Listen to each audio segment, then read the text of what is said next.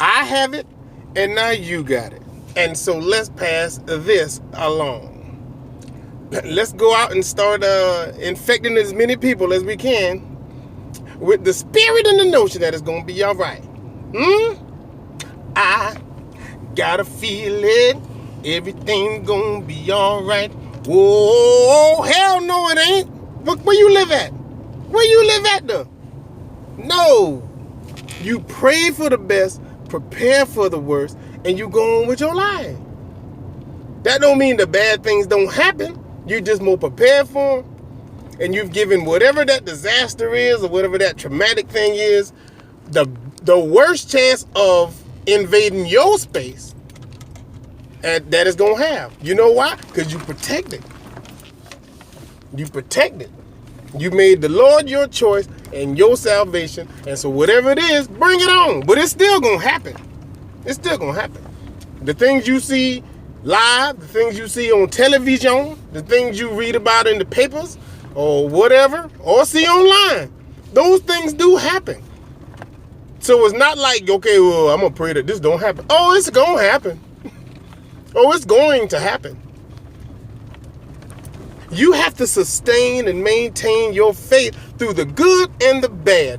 That is the exercise of faith and futility. You still got to exist regardless of whether these things exist or not. I read a letter. Let me tell you a story. You got time? You better. I read a letter. It was 4 pages of...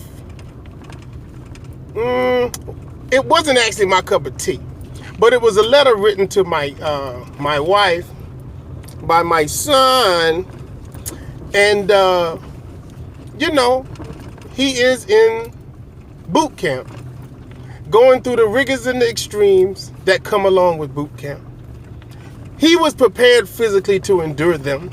And that probably was the most prepared and the best prepared he could have went in physically.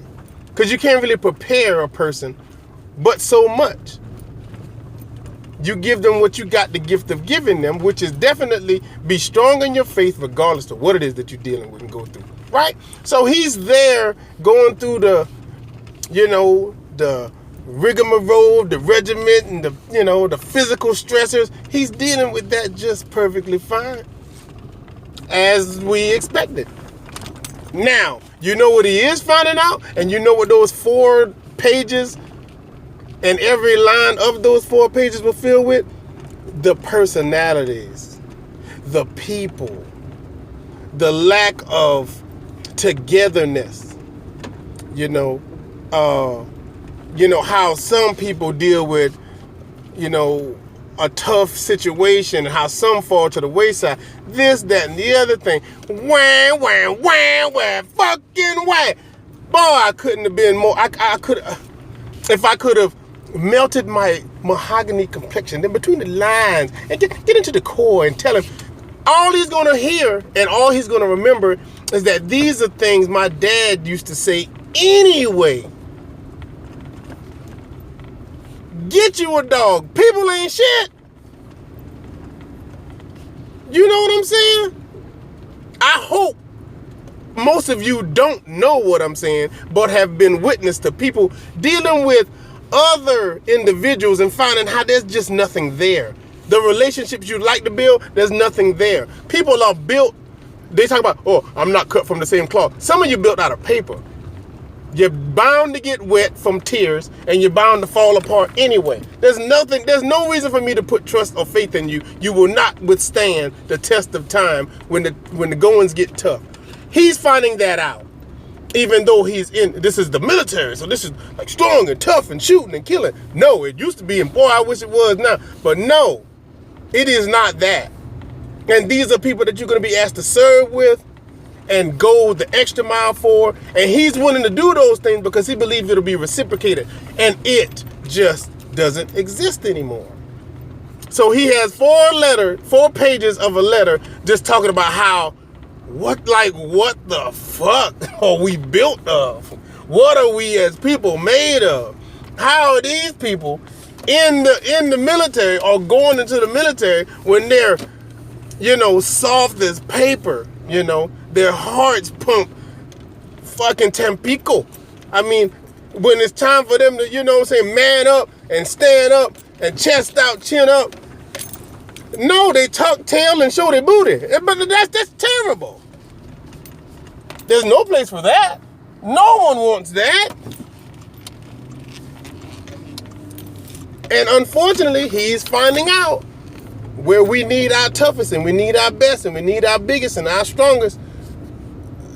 That's not who he's standing alongside. That's not who he's, you know, he's not in the company of that. He's not in the company of those people. He's in the company of, I can't clean it up no more, bitch made ass motherfuckers, man. That's what he's realizing, like, well, you know, the letter should have been written to me, but I don't want to hear that shit. And I think he knew that. I think he knew that while he was writing the letter, that he should address it to his mother. Or maybe he wrote it and then realized who he should address it to. Because she is about on the same level as I am, as far as, dude, if you finding that you can't put faith in man, that's that's written in the Bible. That's written that might be written in the red words in cursive, I don't know. But God knew. The book of life was written quoting that you can't trust punk ass. It don't say that in the book, but come on. If they wrote a New Testament, it was because it was a New Testament of a new era and a new age where people now ain't shit to them, man. If you're only going to be comforted by seeing what you would expect to see from your fellow man, your brother man, the other man, you're going to be let down. You're going to be let down. The people that are standing up first and saying, okay, count me, those are the ones you're going to realize, okay, he's showing his ass for a reason. It's for the attention. It's not to perform the act. It's not to stand up for everybody, that he can and show his bravery or show his heart and speak for himself and speak for those who won't and can't speak for themselves. You won't find that hardly ever. Not out of the first person to step up and jump up. No. The first person to step up and jump up just wants you to realize that they jumped up and stepped the fuck out. That's it. That's it. Remember that Frank Lucas line? The loudest one in the room is usually the weakest one in the room? Yeah, he gonna speak up because, hey, I talk first. You heard me? Yeah, we heard you. Now let's see what you're gonna do. Okay, well, why are you in the fetal position with a damn jar of Gerber in your mouth? But I spoke up first. But here I am, big and tall, long and lean, with nothing in between down here. Nothing in between down here. I'm sorry, son. The few and the proud are exactly that. There's not many. You will see the difference when you finally meet and come across them. But just because they wearing the same uniform, just because they standing alongside you, just because they made it in and made it out, don't mean you're dealing with 100% straight up, real, fucking combat ready type individual. It ain't many. It ain't many. And for you out there who know, you're not all. Everybody's not in the military. Everybody's not being, confronted with the opposition of life and death. Some of us just in regular life. Hey, man. Just meeting soft ass, wet paper bag ass motherfuckers, man. They everywhere. Oh, they everywhere. I ain't lying. Don't get discouraged. It ain't your fault. We're in a new age, different requirements, different levels of what determines to be a real authentic person. Those standards have lowered for certain people. That don't mean you lower yours. You still stand up like you're supposed to. You still stand up like a G. You still stand up for what's right and go forward knowing that you have all the support you need here from up here. And don't worry about nothing else. Otherwise, you're just going to keep letting yourself down because you keep believing in something that you thought was there. No.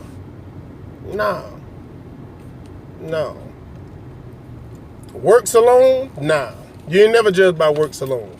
Another biblical saying that was already written. All you had to do was read it and just apply it to your life, at whatever stage of life you are in.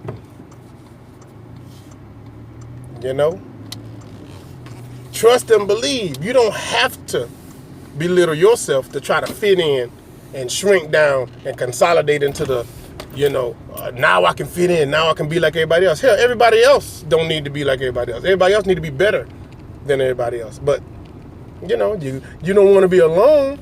You don't want to not be included. You don't want to not be at the party. You want to be where everybody is, don't you? Well, if you want to be where everybody is, you're going to realize there's a reason why everybody else is there, because the few stand apart.